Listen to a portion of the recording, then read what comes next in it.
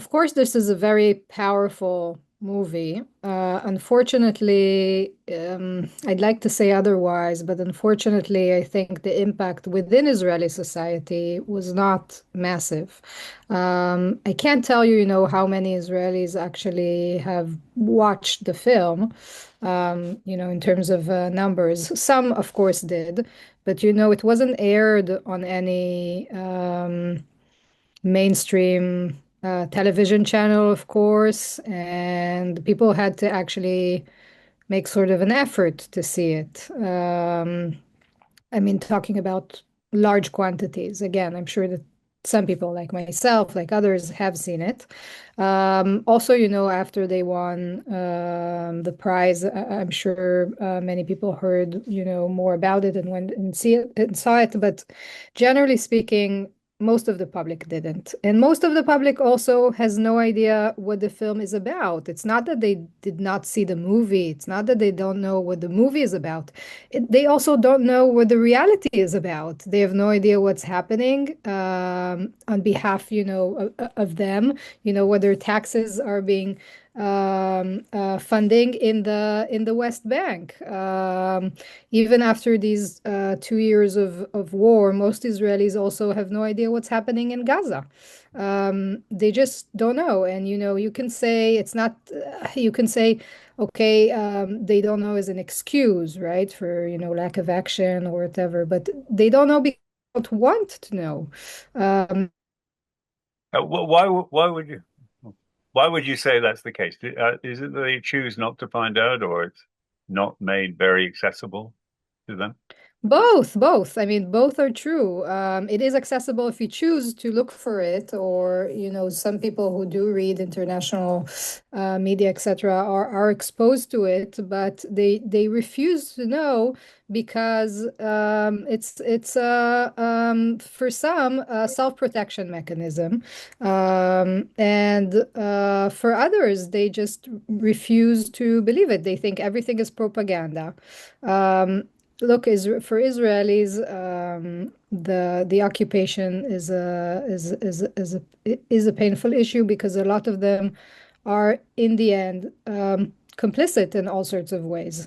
Israelis have to go to the military, apart from ultra-Orthodox people or certain parts of the population that get accepted for all sorts of reasons, or people that also refuse from a moral point of view, which is very, very few. But generally speaking, most people, they go to the military. There's an ethos in the Israeli society that's very militaristic. The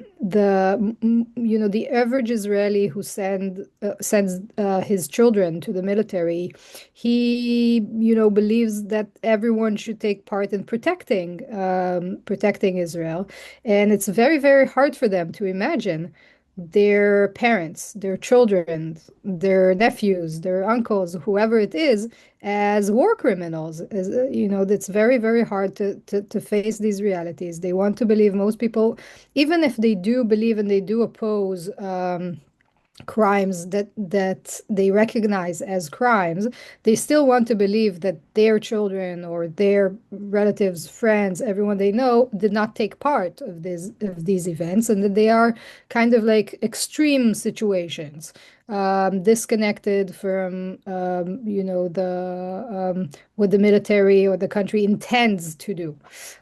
So I think, again, for most Israelis, it's not only that unfortunately the film did not have an impact on them, it's that they also do not follow reality and what's happening, whether it's, just from the news or from different, some news outlets that do cover these issues. So yes, many people, they read Haaretz, and people read 972, if people in the audience are familiar with them, which Yuval is part of, and they're doing great work. And there's also international media. You have the resources, but still many Israelis choose not to know. Can I just ask you? Yeah, we obviously explore that a bit more.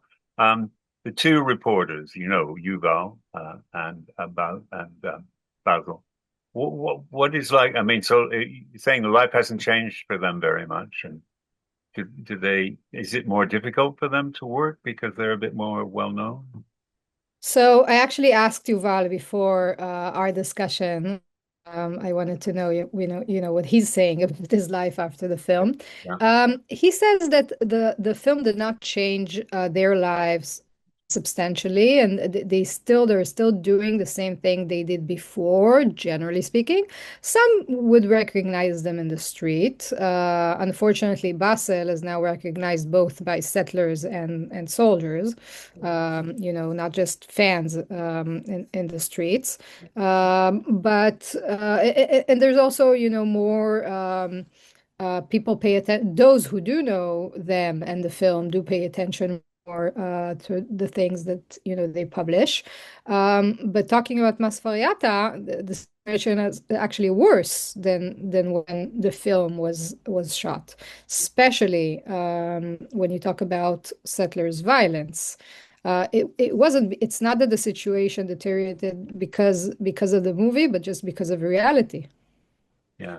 So yeah, I was going to ask you about Massa Periata. I mean, is it his village is gone now, I'm presuming, and is it and the IDF is closing off areas. Is that ongoing now? And what do people think?